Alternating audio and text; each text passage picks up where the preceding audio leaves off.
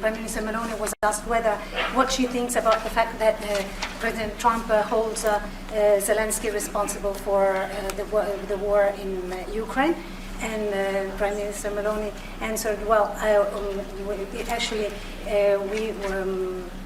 we have and also if you talked about the military spending, and the raising of the military spending, and the first thing Prime Minister Meloni said is that no, actually, we didn't talk about the raise in military spending. Of course, Italy will keep its commitments with 2%, and then we will see, because we are absolutely aware of the fact that it is very important well, I will do defense that. is very important. Wait. I will do that. Important. They've been asking if we if we decided another percentage about the defense spendings, and I said yes, NATO, and I said that Italy is reaching the 2% as it was already decided. We didn't speak about a specific other percentage, but we are aware of the fact that defense is important for the future, and we see also the work that we are trying to do at the European level.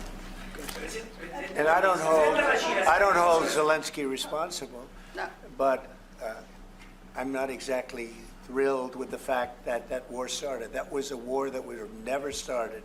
That you aren't worried about allies growing closer to China as a result of your tariffs. And this week we saw Chinese President Xi Jinping visit with 3 of our allies. Should you be worried that they're growing closer? No.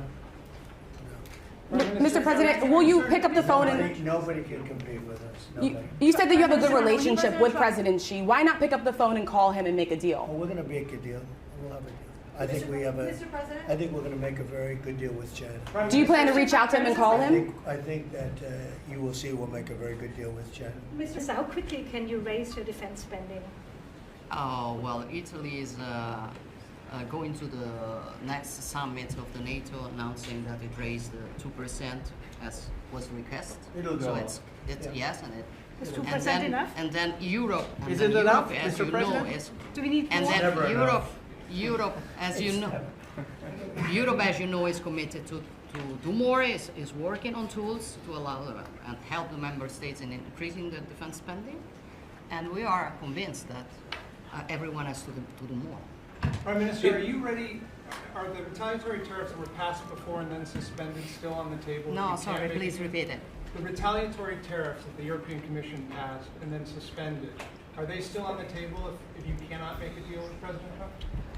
I'm sure we can make a deal, and I'm here to help on that. I cannot deal in the name of the European Union. My goal would be invite President Trump to pay an official visit to Italy and understand if there's a possibility when he comes to organize also such a meeting with Europe.